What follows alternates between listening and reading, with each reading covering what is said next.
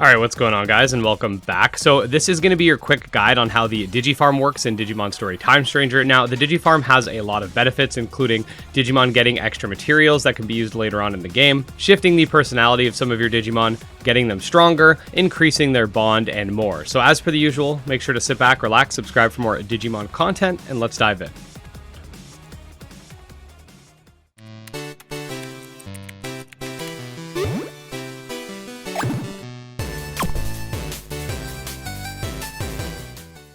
Okay, so there's a few things of note when it comes to the Digifarm.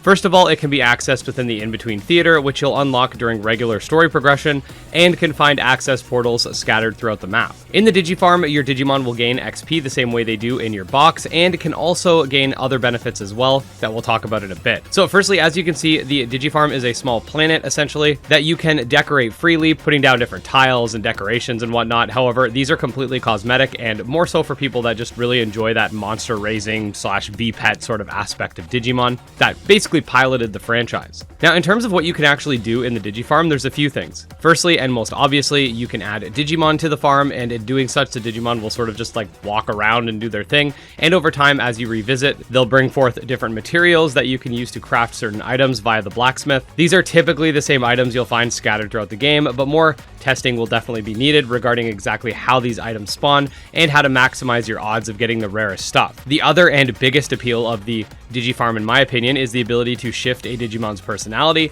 and train them to get stronger. Throughout the game, you'll find or can buy various training sets, each of which are dedicated to strengthening one or two stats. These will also shift the Digimon in question's personality, which you can view by toggling information on, and it'll showcase one of two arrows, which indicate where the personality will be shifted towards. Sometimes the arrows are big, sometimes they're small. Obviously and intuitively, bigger means they're shifted more that way, smaller means less. Now, I made an entire video on personalities and the benefits of shifting personalities. That'll be linked below in the playlist, but in short, each personality will give you boosts to certain stats as a Digimon levels up and then is subsequently digivolved or de-digivolved. It also makes it possible to get certain de-digivolved Digimon that you've never discovered before if you can get your Digimon's personality to match up with the target Digimon's personality, and if you've unlocked the appropriate agent skills, you can actually make the requirements for certain Digivolutions to be lowered if your personality matches up with the evolved Digimon's personality in question. When activating training, you do have a couple of options. You can allow the training to start and wait the allotted time, or you can spend yen in order to skip the training process entirely and get the bonus stats and personality shift right away. There are also agent skills dedicated to reducing training time for certain Digimon based on their personalities as well. So if you're someone who plans on using the Digifarm a lot, especially in the post game,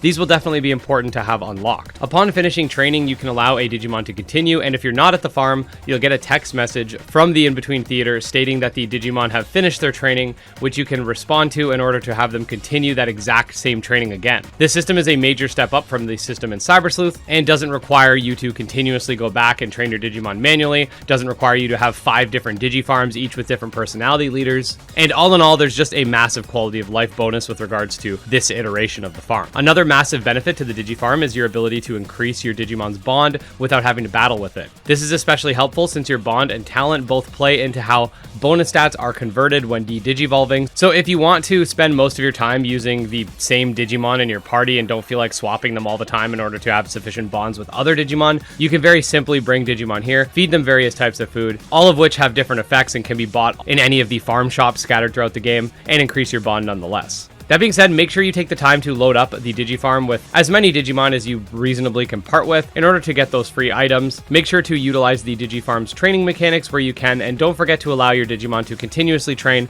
since you don't actually consume any of the farm items, they just get occupied while said Digimon is using it. So you can essentially play through an entire story and have your Digimon in the background continuously training passively and getting jacked. Just don't forget to respond to the text message, otherwise they'll stop training, but we'll still get XP anyway. But yeah, that's your simple Digimon Story Time Stranger Digifarm explained video. With the game just having come out, I am expecting there to be a ton of crazy in-depth discoveries, so stay tuned, because if and when we get crazy OP stuff that comes to light, I'll definitely be making videos on it. That being said, thank you so much for watching. Again, subscribe for more monster taming videos, and I'll see you next time. Peace.